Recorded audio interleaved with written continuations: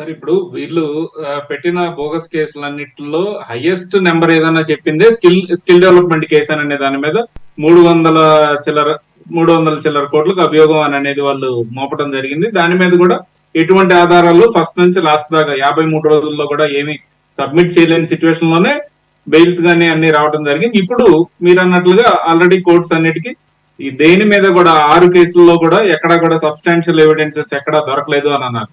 అదేంటి 300 అని చెప్పి మీరు పెట్టిన అభియోగం, అలాంటిది 5,000 అంటే జగన్మోహన్ రెడ్డి గారు కావచ్చు, మీ దగ్గర ఉన్న పొన్నవాళ్ళ సుధాకర్ రెడ్డి కావచ్చు, అసలు సైలెంట్ గా ఉండే మనుషులా సార్ మీరు? ఈ పార్టీకి ఎంత రచ్చ జరిగి ఉండేది అసలు, ఆ రాష్ట్రాన్ని అల్లకల్లోలం చేసేవాళ్ళు కదా. 5,000 కోట్లు స్కామ్ ఏదైనా జరిగింది అని అంటే సరే. ఇంకొకటి, మీరు ఇప్పుడు దాకా చెప్తున్నారు లిక్కర్ స్కామ్ అసలు జరగలేదు, లిక్కర్ స్కామ్ లో మా వాళ్ళంతా చాలా కడిగిన ముత్యాలు అని చెప్పి. అసలు లిక్కర్ పాలసీ ఎవరిని అడిగి చేంజ్ చేశారు? లిక్కర్ పాలసీ తయారు చేసే దాంట్లో అప్పుడున్న లిక్కర్ మినిస్టర్ అసలు నారాయణ స్వామి గారు ఉన్నారా లేరా? ఇవన్నీ బయట ఎందుకు జరిగినాయి ఈ మీటింగ్లు? ఆదాన్ డిస్టిలరీస్ అనేది సంబంధం లేని పేపర్ డిస్టిలరీ లోపలికి ఎందుకు వచ్చింది? అందులో మ్యానుఫ్యాక్చరింగ్ లేదు. మళ్ళీ అదే ఎస్పీఐ లేదు అని అంటే విశాఖ దగ్గర నుంచి బాటిల్స్ అన్ని ఎట్లా మ్యానుఫ్యాక్చర్ అయినాయి? వీటన్నిటికీ ఎక్కడ ఆన్సర్ లేదు. ఇప్పుడు మన చెవిరెడ్డి గారు, మీరు ఇప్పుడు దాకా ఏదైతే చాలా మంచి పర్సన్ అని చెప్తున్నారో, ఆయన దగ్గర మనుషులు డబ్బులు కట్టలు లెక్క పెడతా ఏ విధంగా దొరికారు? ఆ డబ్బులు కట్టలు ఎలక్షన్ ఆఫీసర్ వాళ్ళు సీజ్ చేసిన 8 కోట్లు కూడా ఇవి మాయి అని అన్నట్లుగా వేరే వాళ్ళతోటి మళ్ళీ అఫిడవిట్ అట్లాగే ఇప్పించారు కోర్టులో. ఇవన్నీ ఎక్కడి నుంచి వస్తాయి సార్? ఇది జగన్మోహన్ రెడ్డి అనే వ్యక్తి ఆరితేరిన క్రిమినల్, అందులో డౌట్ ఏం లేదు. ఆయనకు అన్ని తెలుసు. ఇన్ని రోజులు ములాఖత్కి ఎవరు రాని పరిస్థితుల్లో ఇప్పుడు ముగ్గురు లాయర్లు వచ్చారు చెవిరెడ్డి గారి దగ్గరికి. జగన్మోహన్ రెడ్డి గారు దగ్గర ఉన్న లీగల్ సిస్టము బహుశా దేశంలోనే ఎవరి దగ్గర లేదు. అందులో మెచ్చుకోవచ్చు, 100% మెచ్చుకోవచ్చు. ఆ విషయంలో ఆయన దగ్గర ఉన్నంత మంది లాయర్లు కావచ్చు, ఆయనకి ఇచ్చే అంత లీగల్ సలహాదారులు ఎవరికి లేరు. ఏ విధంగా వీళ్ళు వివేకానంద రెడ్డి గారి కేసు దగ్గర నుంచి ఆయన ఎవరో దస్తగిరి అప్రూవర్ గా మారుతానంటే ఇమీడియట్ గా 4 వచ్చి పిటిషన్లు వేస్తారు.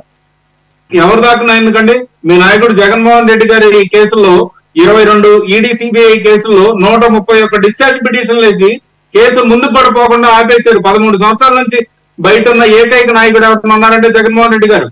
అన్ని లాలో ఉన్న లొసుకులు ఏవైతే ఉన్నాయో వాటన్నిటిని వాడుకోవడంలో సిద్ధహస్తులు ఎవరన్నా ఉన్నారంటే జగన్మోహన్ రెడ్డి గారు, ఆయనకు సంబంధించిన లీగల్ టీం. అందులో మాత్రం ఖచ్చితంగా మెచ్చుకోవచ్చు మీ పార్టీ వాళ్ళని.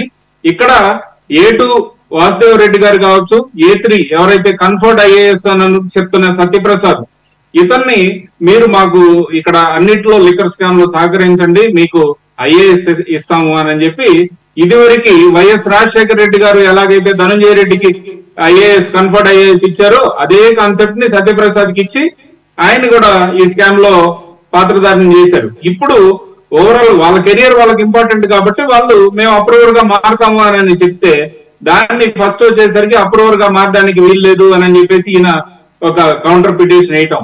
అది కుదరకపోతే తర్వాత మళ్ళీ బెయిల్ పిటిషన్ చేస్తే అందులోకి ఇంప్లీడింగ్ పిటిషన్ వేస్తాడు. ఇవన్నీ ఎలాగో వర్కౌట్ అయ్యాయి కాదు. ఇప్పుడు మన జనసేన మిత్రులు ఆల్రెడీ లాయర్ గారు ఆయన చెప్పినట్లుగా ఈ ఇంప్లీడింగ్ పిటిషన్స్ కి శాంటిటీ ఎంత ఉంది, వేసే వ్యక్తి ఇందులో అసలు ఇంప్లీడ్ అవ్వడానికి అర్హుడా కాదా, సహనిందితుడు చెయ్యొచ్చా చేయకూడదా అనే దాని మీద ఆల్రెడీ వర్కింగ్ జరుగుతుంది కాబట్టి ఖచ్చితంగా అదైతే యాక్సెప్ట్ చేయరు 100%.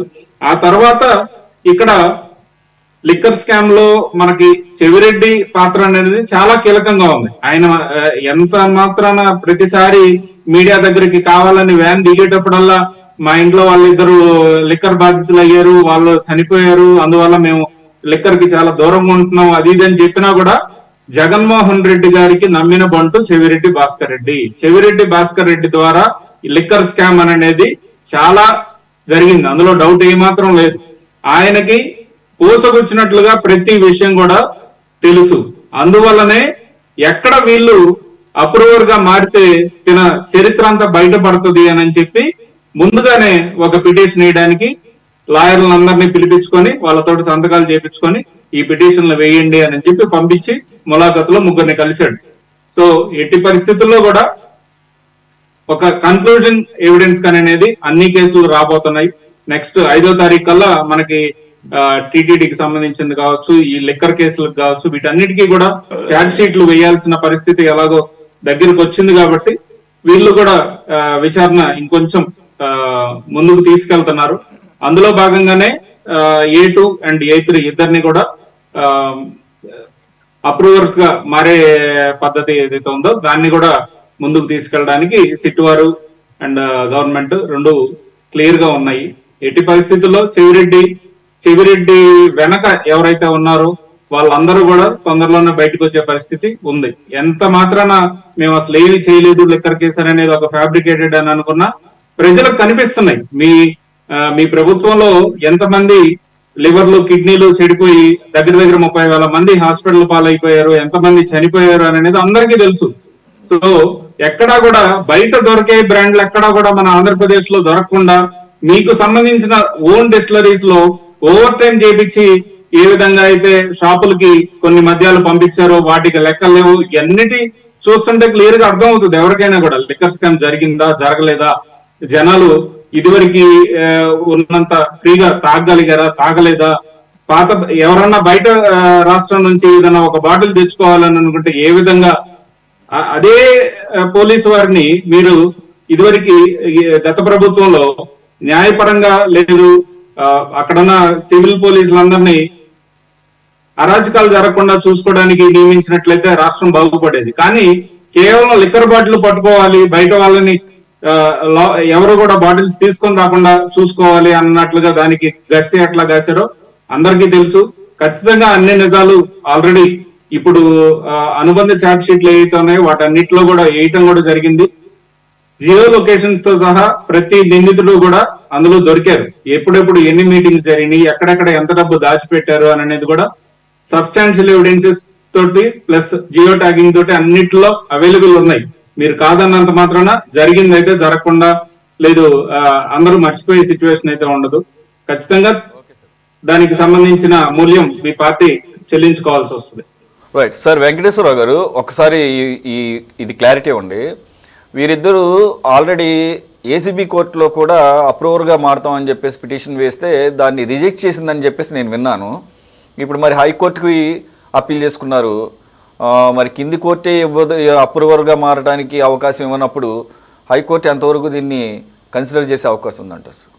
నాకు కింది కోర్టులో వాళ్ళు అప్రూవర్గా చేసి రిజెక్ట్ అయిందనే విషయం నాకు నాలెడ్జ్ లేదండి దాని మీద ప్యూర్ గా.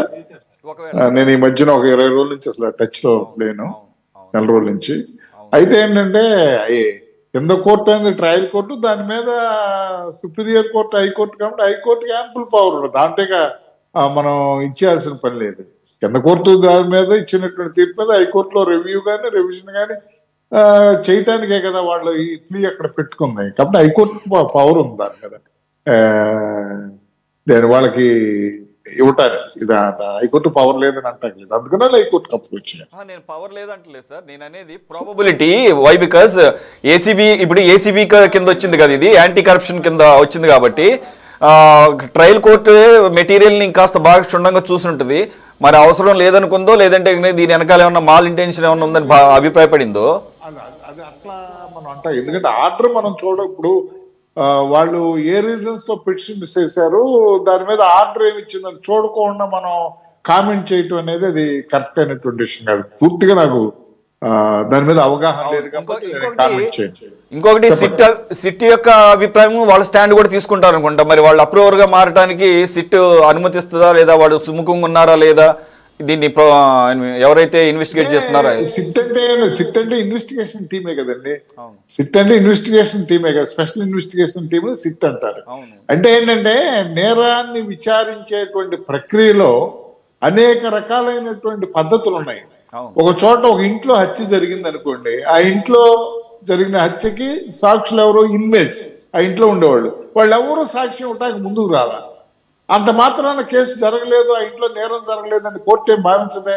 అక్కడ అలాంటి పరిస్థితులు ఏంటంటే ఆ ఇంట్లో ఉన్నటువంటి వ్యక్తులు ఖచ్చితంగా ఎక్స్ప్లెయిన్ చేయాలి, ఎందుకు ఈ ఇంట్లో ఈ హత్య జరగడానికి ఈ శవం ఎందుకు ఇక్కడ ఉంది, ఇక్కడ హత్య ఎందుకు జరిగింది అంటే ఎక్స్ప్లెనేషన్ కనుక ఇవ్వకపోయినట్టయితే ఆ హత్యని వాళ్లే చేసినట్టుగా కోర్టు ఫీల్ అవుతుంది. అదే సాక్ష్యం, అదే సర్కమ్స్టాన్షియల్ ఎవిడెన్స్.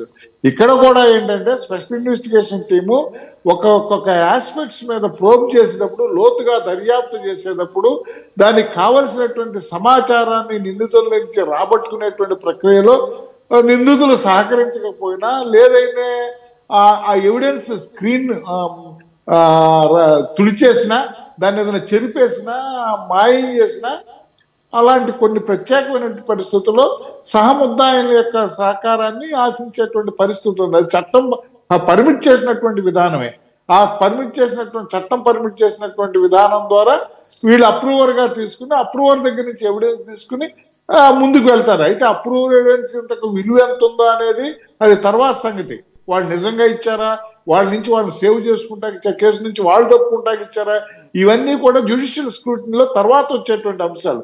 కానీ అప్రూవర్ గా తీసుకున్న తర్వాత అప్రూవల్ ఇచ్చినటువంటి మెటీరియల్ ప్రకారం ముందుకు వెళ్తే కేసు సరైన కోణంలో దర్యాప్తు అవుతుందా లేదా, ఈ అప్రూవల్ కరెక్ట్ అయినటువంటి ఇన్ఫర్మేషన్ ఇచ్చాడా, ఈ ఇన్ఫర్మేషన్ అవతల టాలీ అవుతుందా, ఇవి కూడా ఇన్వెస్టిగేషన్ టీమ్ చూసుకుంటుంది. కాబట్టి దీంట్లో ఎంత మాత్రం కూడా సిట్ దేని తప్పేం లేదు. అది ఒక ప్రక్రియ.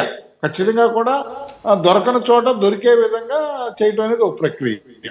రైట్. అందులో ఇవి కాంప్లికేటెడ్ కేసెస్ కదా.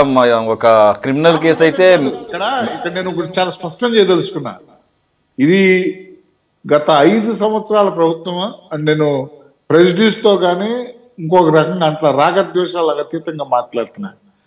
ఏదైతే అధికారులు రాజకీయ నాయకత్వానికి ఎస్ బాస్ అన్నారో, ఇవాళ మొట్టమొదటి బలైపోయేది వాళ్ళే. రాజకీయ నాయకత్వం ఏముంది, ఓరల్ గా ఇన్స్ట్రక్షన్ ఇస్తుంది, మాకు ఇది చేసి పెట్టో, ఇది చేయాల్సిందనో, సామ భేద దాన దండోపాయాలన్నింటినీ ఉపయోగించి రాజకీయ నాయకత్వం వాళ్ళని ఆజ్ఞాపించినప్పుడు ఎవరైతే వారి యొక్క పరిధి దాటి, ఎవరైతే రాజ్యాంగ నిబంధనలు దాటి, ఎవరైతే చట్ట నిబంధనలు దాటి ఇవాళ పనిచేశారో, వాళ్ళ యొక్క స్వార్థం కోసం రాజకీయ నాయకుడు పైన ఉన్నటువంటి మంత్రులు, ముఖ్యమంత్రులు, లేకపోతే పెద్ద పెద్ద నాయకులు ఎవరైనా చెప్తే చేశారు అనే మాట ఏదైతే ఉందో, దాంతోపాటు వీళ్ళు కూడా ఆశపడేటువంటి దాచేటువంటి అవకాశాలని వదులుకోకుండా చేసినటువంటి పరిస్థితుల్లో అనుభవించాల్సింది మాత్రం రూల్ వైలేట్ చేసినటువంటి, రూల్ అమలు జరుపునటువంటి, పర్యవేక్షణ చేయనటువంటి వారు మాత్రం అధికారులే.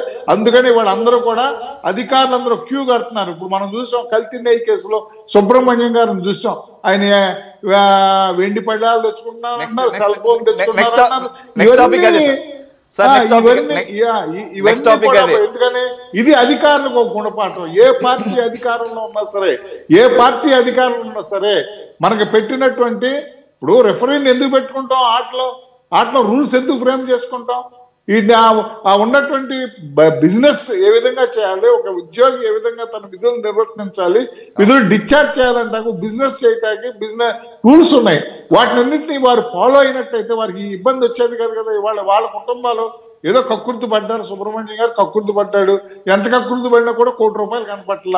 కానీ లబ్ధి పొందేవాళ్ళు 1000 కోట్లు 100 కోట్లు లబ్ధి పొందినటువంటి వ్యక్తులు వాళ్ళేమిటి ఓరల్ గా ఒక చిన్న మాట కదా, అది నీకు మేము చూసుకుంటాం. వెంకటేశ్వర గారు నెక్స్ట్ టాపిక్ లో పూర్తి డీటెయిల్డ్ గా దాని గురించే అది కూడా ఉంది.